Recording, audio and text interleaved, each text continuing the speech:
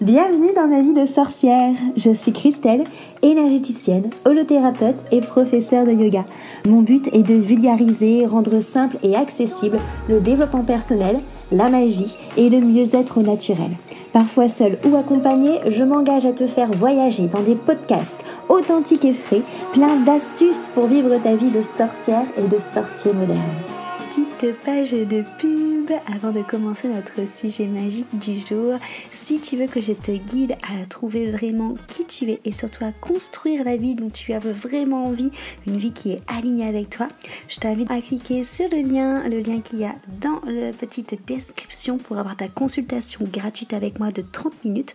Comme ça, on va pouvoir papoter et on va pouvoir voir quel outil magique justement je peux prendre pour venir t'aider et te guider. Je te dis à très vite dans un rendez-vous. En attendant, on passe à notre sujet magique du jour. Hello, bienvenue autour de mon chaudron magique. Je suis Christelle de ma vie de sorcière et j'ai le plaisir de t'accueillir pour ce nouvel épisode. Avant toute chose, si tu as envie qu'on discute ensemble de ta problématique du moment, de ce qui te pèse, ou tout simplement l'envie de mieux te connaître, de transformer des choses pour manifester la vie dont tu as envie, je t'invite à prendre un appel découverte avec moi pour qu'on puisse papoter, voir si le feeling passe de toi à moi et de moi à toi, et comment est-ce que je pourrais t'accompagner dans cette belle aventure qui est la tienne. Et aujourd'hui justement, en parlant d'aventure qui est la tienne, j'aimerais te parler des énergies notamment du moment.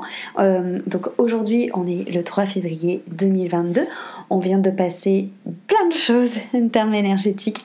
On a eu Imbolc, du coup le sabbat qui est associé à la chandeleur qui est arrivé. On a eu la nouvelle lune en même temps sur le soleil et la lune qui est en Verseau, et on a eu en même temps le portail énergétique du 2 février, donc 2022, donc un énorme portail aussi énergétique. Qu'est-ce que ça veut dire ? Actuellement, on est dans une énergie de renouveau.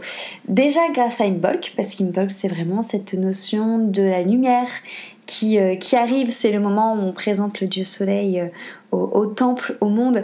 C'est vraiment associé au renouveau, à la renaissance. C'est le moment de faire du tri, c'est le moment d'aller chercher cette lumière en toi qu'on va célébrer. Le portail du 2 est vachement aussi associé à cette notion de renouveau, de nouveauté, de choses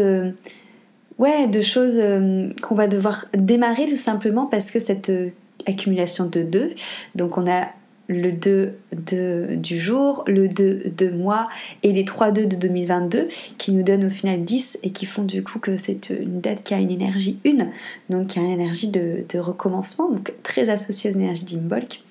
Et l'énergie du Verseau de cette nouvelle lune, on est sur une énergie, le Verseau c'est un peu l'énergie qui va où le vent l'emporte, c'est un signe qui est très sociable, qui aime bien sa liberté mais qui est obligé d'avoir un lien avec l'extérieur. C'est pas du tout un signe solitaire, c'est au contraire un signe qui a besoin de créer du lien. C'est un signe qui peut être vu comme quelqu'un d'un peu original, marginal, de très créatif aussi. Et on a à cette nouvelle lune une conjonction Saturne, ce qui veut dire que Saturne est relié aussi au signe du Verseau. Et Saturne, c'est vraiment cette énergie, par contre, du cadre, de l'administratif.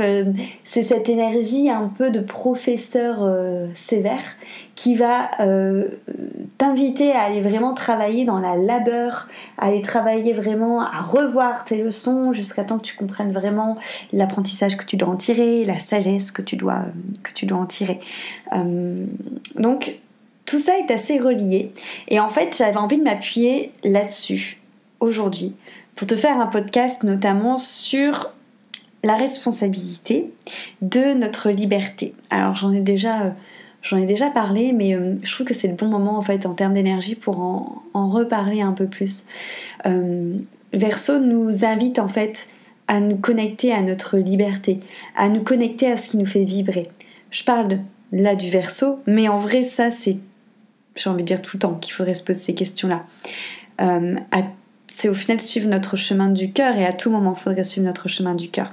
C'est te demander, ok, Qu'est-ce qui me fait vibrer? Qu'est-ce qui me rend heureuse, heureux? Qu'est-ce qui me fait me sentir libre? Il faut savoir que la meilleure énergie pour manifester la vie dont tu as envie, l'énergie la plus forte qui existe pour créer l'énergie créatrice, transformatrice, pour que tu puisses vraiment concrétiser les choses dont tu rêves, c'est l'énergie de la joie.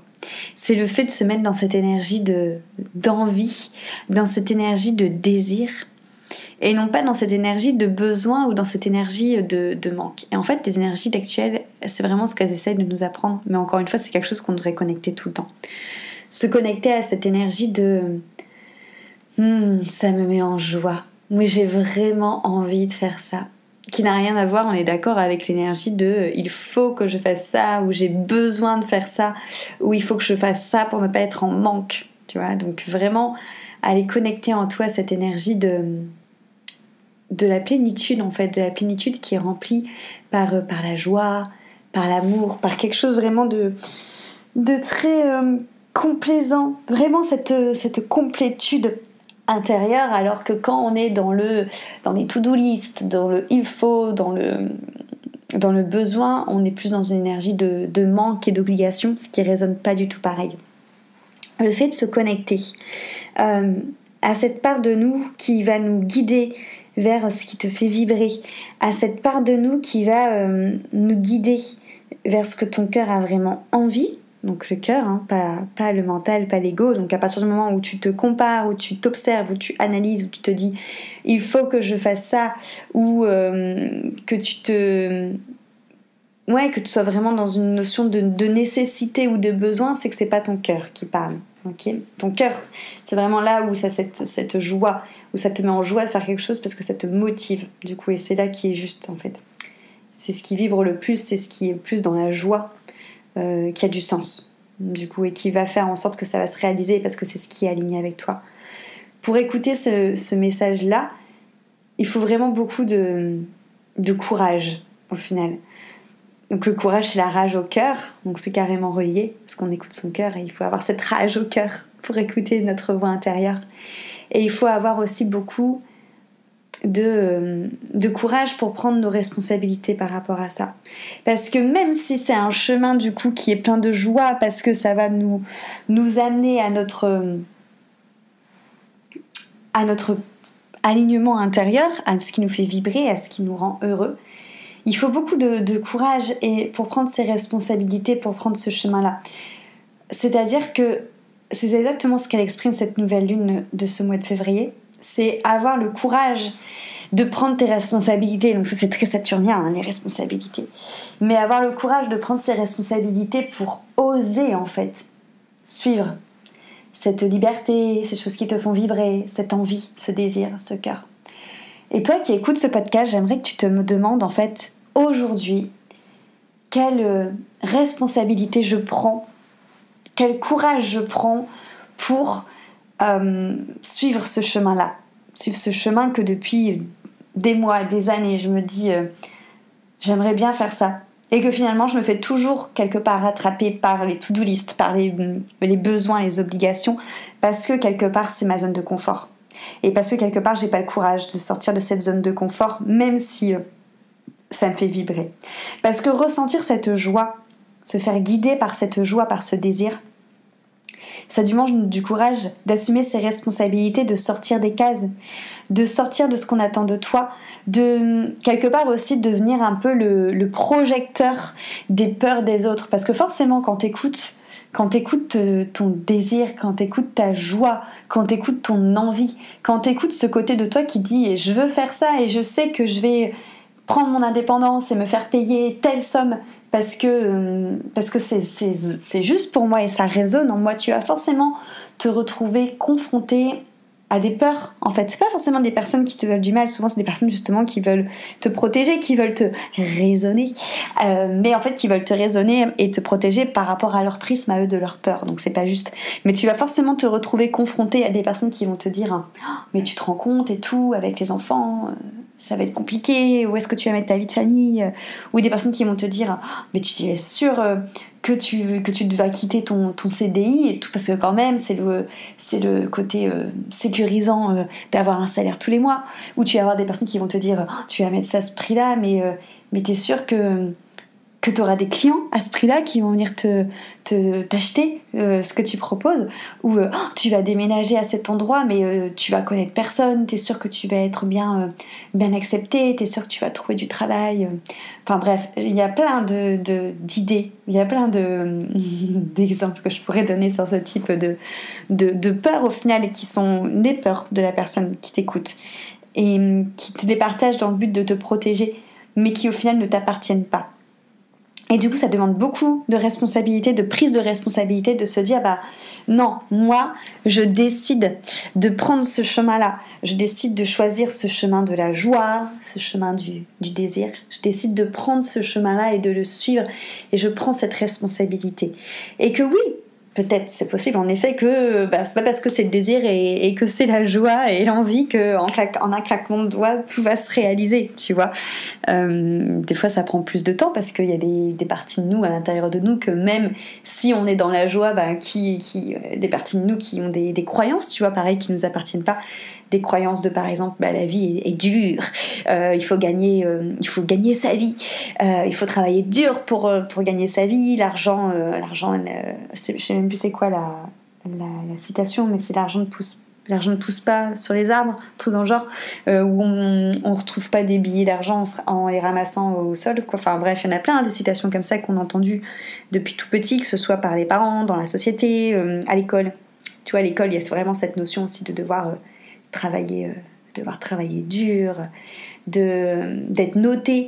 Alors je sais que le système de notation a changé, mais moi à mon époque j'y ai réfléchi là il y a pas très longtemps en parlant avec une copine, où je me disais mais en fait quand tu réfléchis, le système de notation à mon époque du moins, de type félicitations, tableau d'honneur, encouragement, assez bien, en vrai c'est je trouve que d'un point de vue construction émotionnelle, ça fait mettre justement plein de croyances en fait.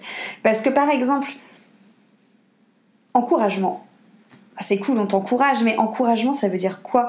Les encouragements, c'est que c'est quelque chose dans la labeur justement, tu vois, souvent. C'est comme quand on te dit allez, vas-y,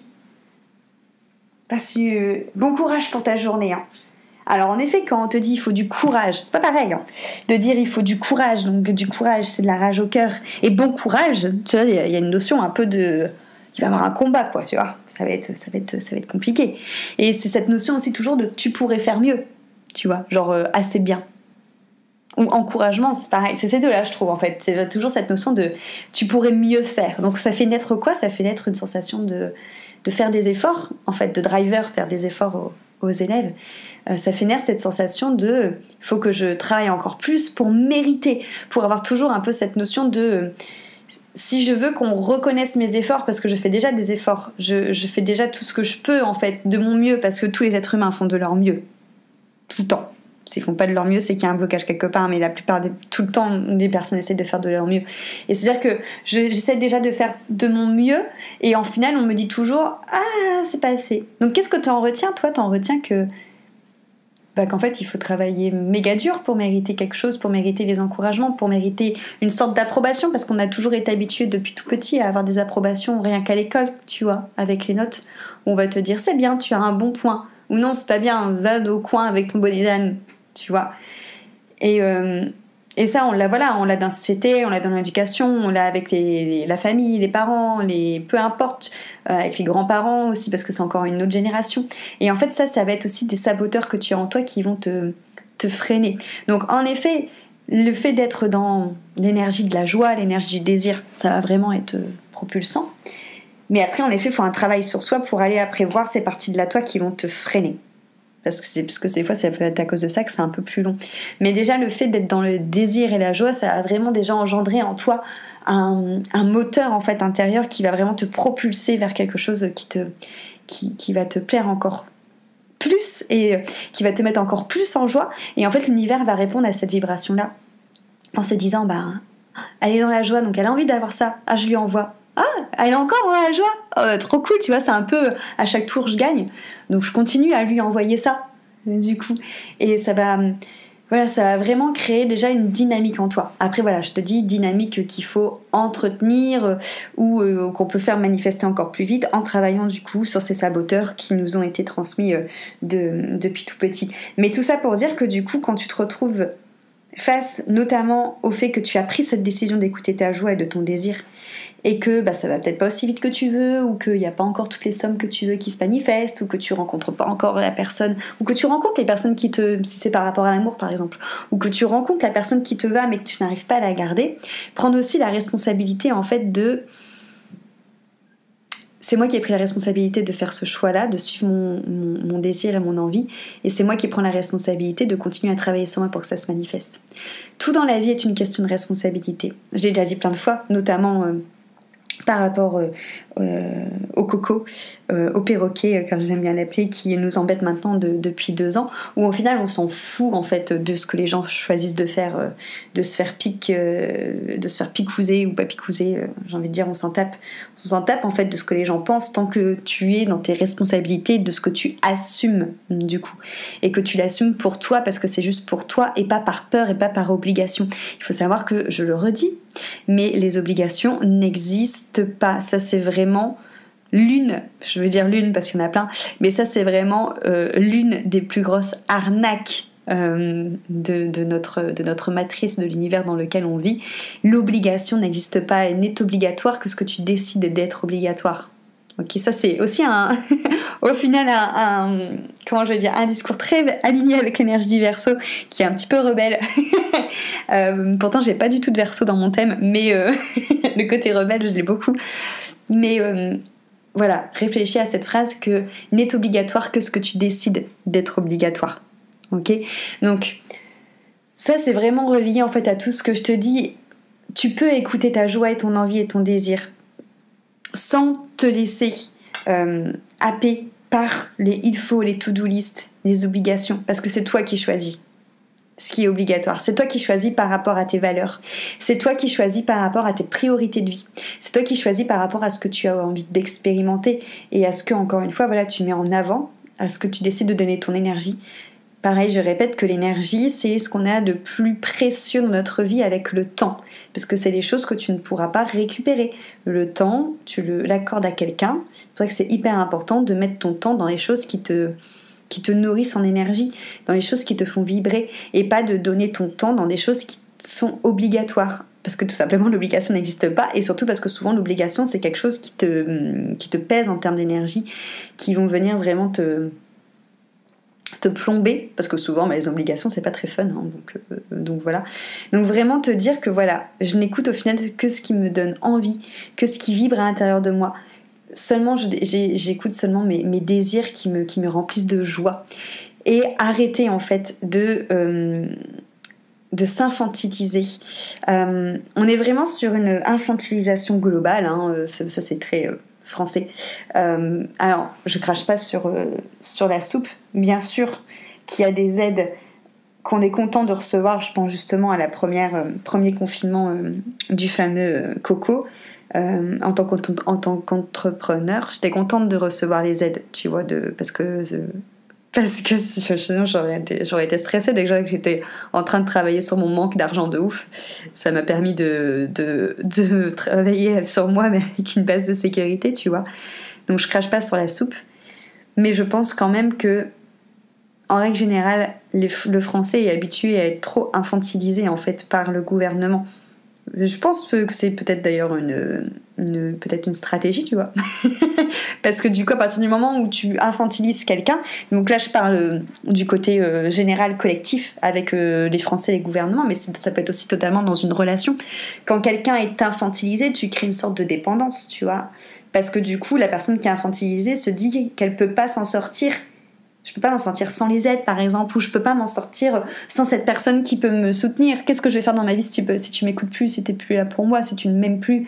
Tu vois, c'est exactement le même principe, en fait. C'est exactement la base des relations malsaines où il y a de la dépendance affective. Que ce soit dans n'importe quelle relation, que ce soit notre relation au gouvernement français actuellement. Et on est vraiment dans cette notion d'infantilisation.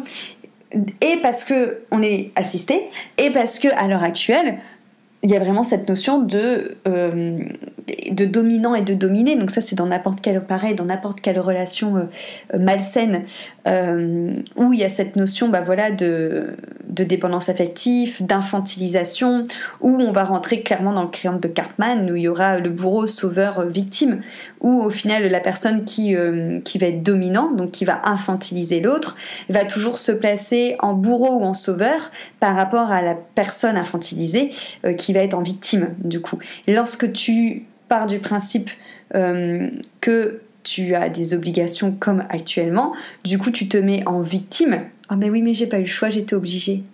Et donc tu t'infantilises. Pourquoi t'as été obligée? Parce que papa, gouvernement t'a demandé de faire ça, sinon t'étais un vilain petit garçon, tu vois, ou une vilaine petite fille. Et du coup tu perds carrément ton pouvoir.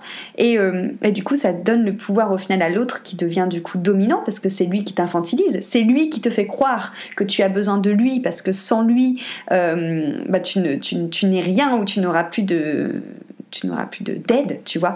Donc il y a vraiment une notion de dominant-dominé, vraiment une notion d'assister, et une notion du coup où l'autre se met soit en sauveur en mode oui mais regarde moi ce que je te donne, ou soit en bourreau, genre tu t'as pas fait ça, tu es quelqu'un de mauvais.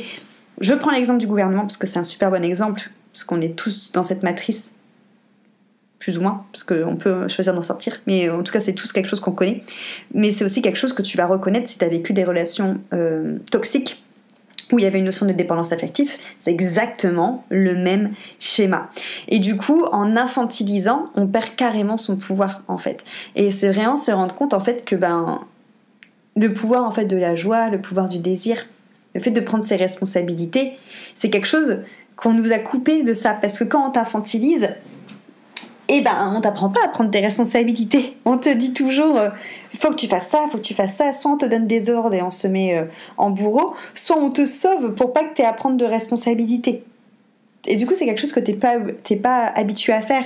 Et ça demande justement beaucoup de rage au cœur pour prendre ses responsabilités. Et c'est vraiment, pour moi, la chose qui va vraiment tout transformer.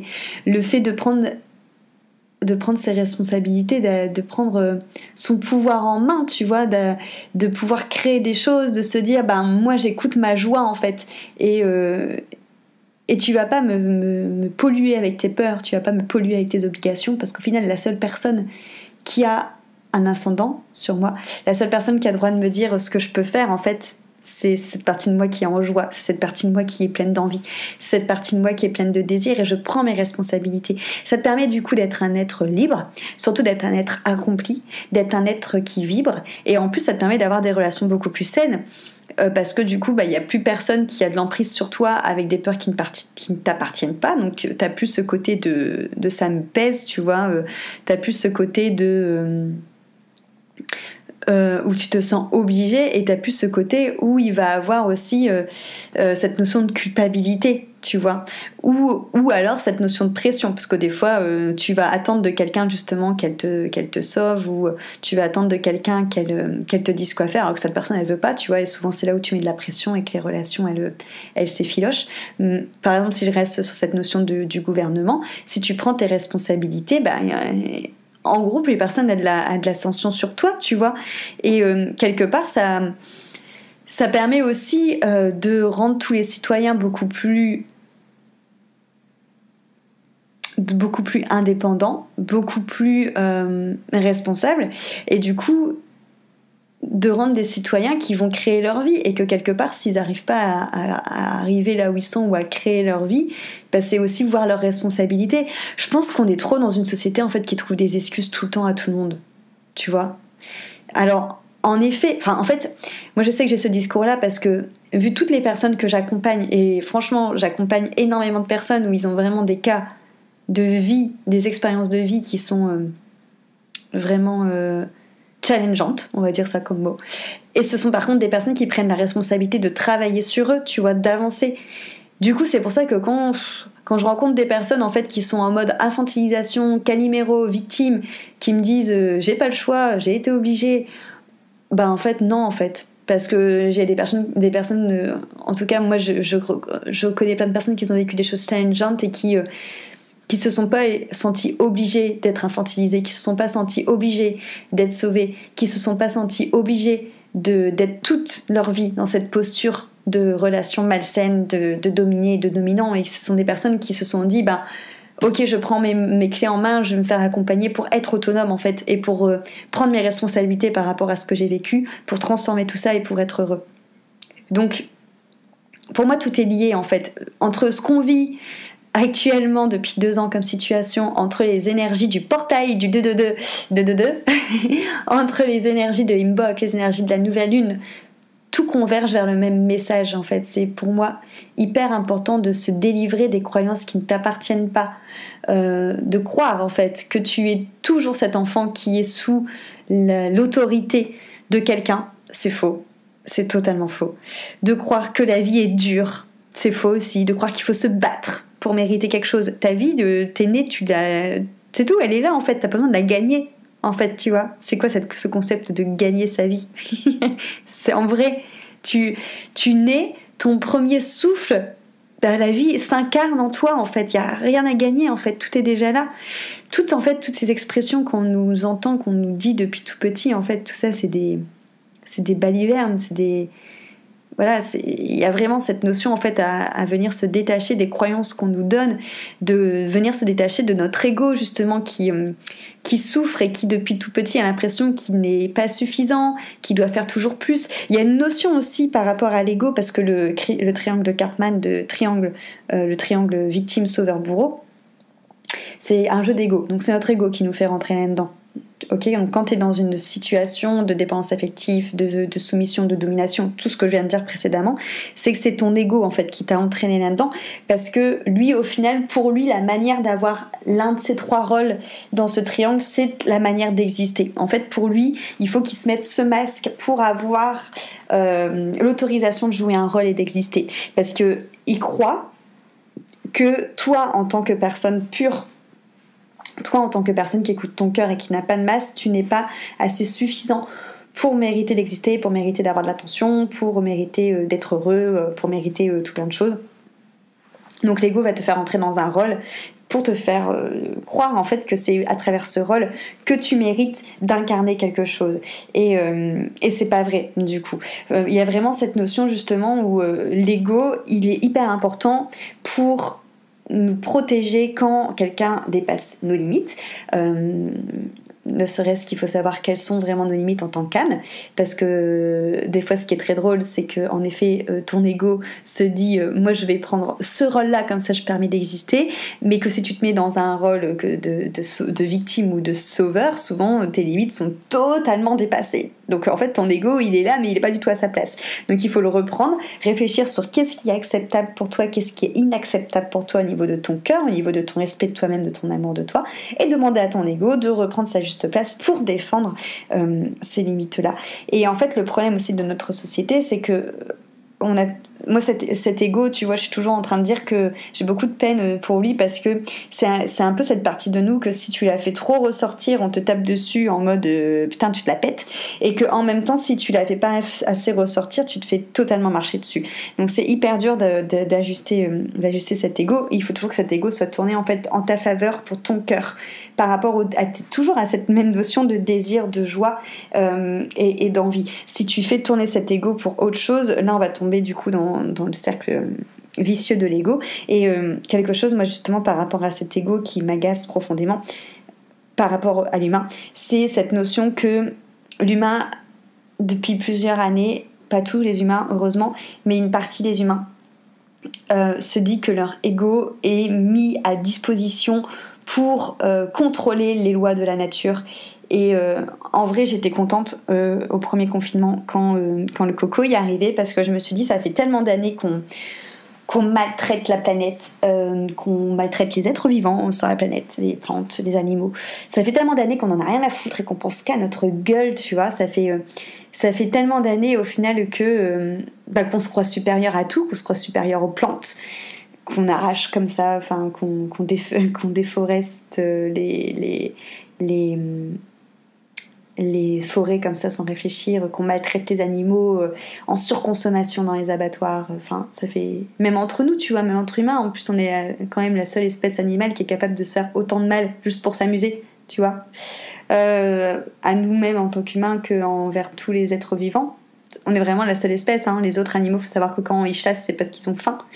Voilà, c'est pas pour s'amuser, c'est pas voilà, bref, il y a vraiment cette notion du coup de l'ego d'humain qui est mal placée, et pour moi, quand le coco est arrivé, je me suis dit voilà, c'est quelque chose qui va nous apprendre en fait c'est la Terre en fait qui nous dit bah fuck, en fait vous me faites chier, vous êtes en surpopulation, vous faites n'importe quoi. Donc je me suis dit sur le coup, c'est un virus qui est là pour faire le tri, tu vois, pour rétablir les lois naturelles et pour permettre aussi à la nature de reprendre ses droits, parce que pendant le premier confinement, quand tu regardes, tout le monde tous les animaux étaient heureux.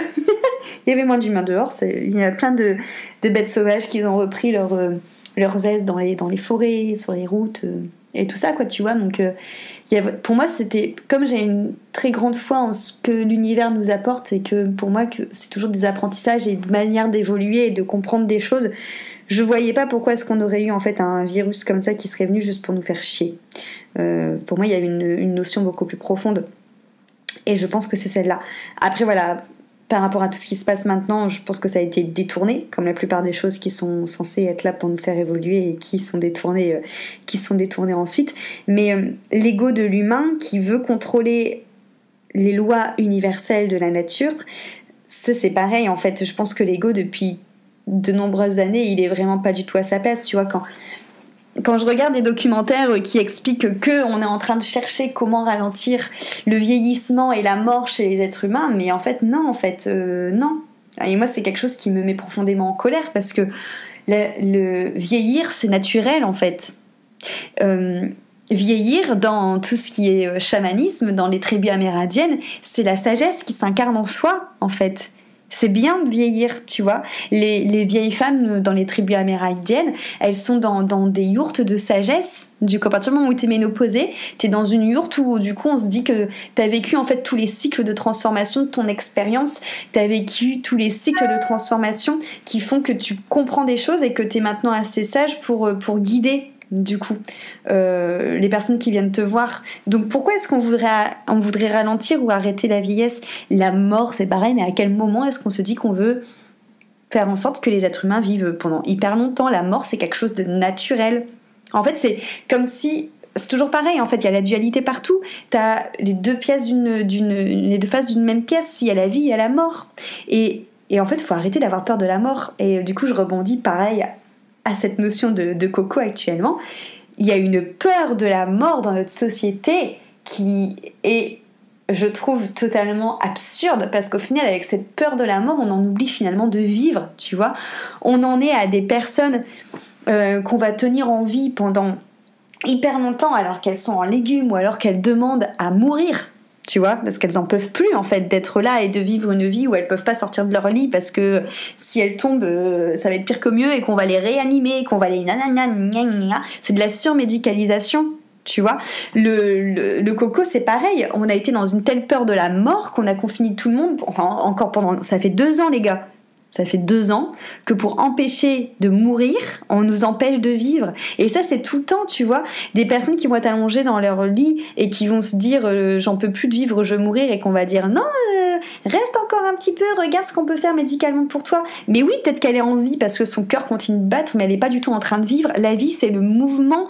La vie, c'est le fait d'avoir du partage, c'est le fait de rire, c'est le fait de pouvoir bouger, de pouvoir créer. À quel moment, quand tu es allongé dans ton lit, sans rien faire, parce qu'on veut te maintenir en vie à tout prix, par ego, parce qu'on veut canaliser les lois naturelles, à quel moment c'est vivre en fait? À quel moment la situation qu'on vit depuis 2 ans, c'est vivre? À quel moment le fait de t'empêcher de respirer l'air, le prana, avec un masque sur la gueule, c'est vivre? Vivre, c'est respirer. Vivre, c'est le mouvement. Vivre, c'est bouger en fait. Donc voilà, tout ça pour dire que on a vraiment un gros ego qui est là pour contrôler les lois naturelles, alors qu'en fait, il suffirait juste de mettre l'ego au service de notre cœur, de notre envie, de notre désir, de ce qui nous fait vibrer, à l'énergie de la vie en fait. Et tout serait beaucoup plus aligné, avec ton cœur, il y aurait plus d'obligations. En fait, pour moi, tout est relié, enfin, par rapport à ce que je te dis depuis le début. Je sais pas si tu sens en fait ce fil d'Ariane qui se tisse, mais tout est relié dans tout ce qu'on vit, et ça demande du coup, comme je disais, beaucoup de courage. de suivre ses responsabilités, de prendre ses responsabilités, de se dire je me mets au service de la vie. Je me mets pas au service de peur de perdre la vie, tu vois. C'est pas du tout ça, vibre pas du tout pareil. Comme on dit toujours, l'action, l'énergie, le mouvement, c'est l'énergie de la vie. La restriction, la peur, le fait de ne pas bouger, de ne pas oser, c'est l'énergie de la mort. Donc au final, à l'heure actuelle, on te fait croire que pour ta santé, pour que tu restes plus longtemps en vie, pour pas que tu tombes malade, en fait, on te met dans une énergie de mort. C'est totalement faux. C'est pas vrai. Tu vois, c'est les obligations, c'est qu'il y a quelque chose qui te freine, qui bloque ton cœur, qui bloque ta joie. Tu es dans une énergie de mort. Alors je t'inviterai à travers ce podcast à vraiment te reconnecter à cette énergie de vie, à cette énergie de désir, à cette énergie d'envie, à cette énergie en fait qui va te demander de la rage au cœur. Parce qu'à l'heure actuelle, il y a plein de gens qui sont pas prêts à ça. Parce que ça fait super longtemps qu'on les conditionne à pas être là-dedans et qui vont du coup vouloir te polluer avec leur peur, tu vois. Qui vont vouloir te faire croire que c'est toi, le vilain petit canard, qui a tort, qui est fou, qui est totalement marginal et qui fait rien comme tout le monde. Mais ne pas les écouter, à avoir du coup le courage de prendre tes responsabilités, de leur dire fuck, si t'as envie de leur dire fuck. Et en fait tout simplement de prendre la responsabilité de vivre ta vie et de sortir de toutes ces dépendances affectives, de victimisation, de bourreau, de sauveur, de dominant, de dominé. Et tout simplement de rayonner cette joie. Voilà. Je t'envoie justement toutes mes ondes de joie, toute ma lumière. J'espère que ce podcast t'a inspiré. Ça a vraiment été un échange du cœur, comme à chaque fois. J'espère que ça aura résonné, qu'il saura semer des petites graines qui peut-être où tu te diras mais oui, et que ça germera avec le printemps qui arrive bientôt. Je te fais de gros bisous et je te dis à très très vite pour le prochain épisode. Merci pour ton écoute.